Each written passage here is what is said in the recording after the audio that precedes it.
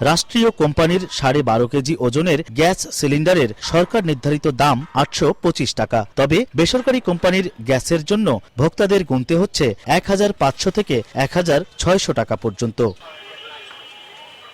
রাষ্ট্রীয় কোম্পানির গ্যাস সিলিন্ডারের খোঁজে বাজারে যায় সময় সংবাদ। গাইবান্ধা শহরের বিভিন্ন এলাকায় গ্যাসের দোকান ও ডিপো কোথাও খুঁজে পাওয়া গেল না সরকারিভাবে সরবরাহকৃত 825 টাকা মূল্যের সেই সিলিন্ডার। সরকারি সিলিন্ডার জীবনে চোখেই দেখি নাই।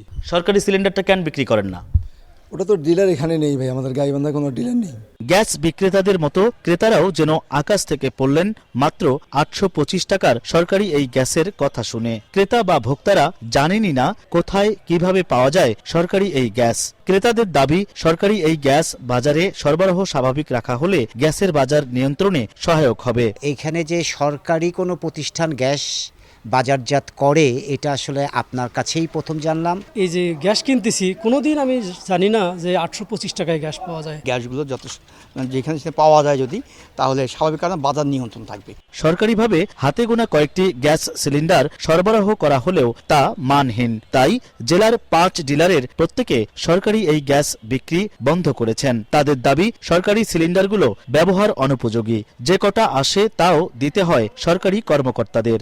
আর বিপিসি বলছে, এই মুহূর্তে সংকট থাকলেও টিসিবির মতো গ্যাস নিয়েও সরকারের পরিকল্পনা আছে। সপ্তাহে দেখা গেল 10টা বা 20টা আমাদেরকে গ্যাস দিত, আর তার মধ্যে আবার প্রশাসন সরকারি কর্মচারীদের কিছু স্লিপ আসতো, তাদেরকে দিতে হতো। আমাদের অনেক পরিকল্পনা আছে। সরকার যেমন টিসিবি যেমন মার্কেটে তার একটা করে কন্ট্রোল করে, ওই রকমই আমরা একটা করতে চাই। অনেক কাজ হচ্ছে কিন্তু এটা ভিজিবল হতে মানে it will take some time. এর আগে 690 টাকায় বিক্রি করা হলেও পরবর্তীতে 825 টাকা নির্ধারণ করা হয় বিপিসির 12.5 কেজির গ্যাস সিলিন্ডারের দাম। হেদায়েতুল ইসলাম বাবু, সময় সংবাদ, গাইবান্ধা।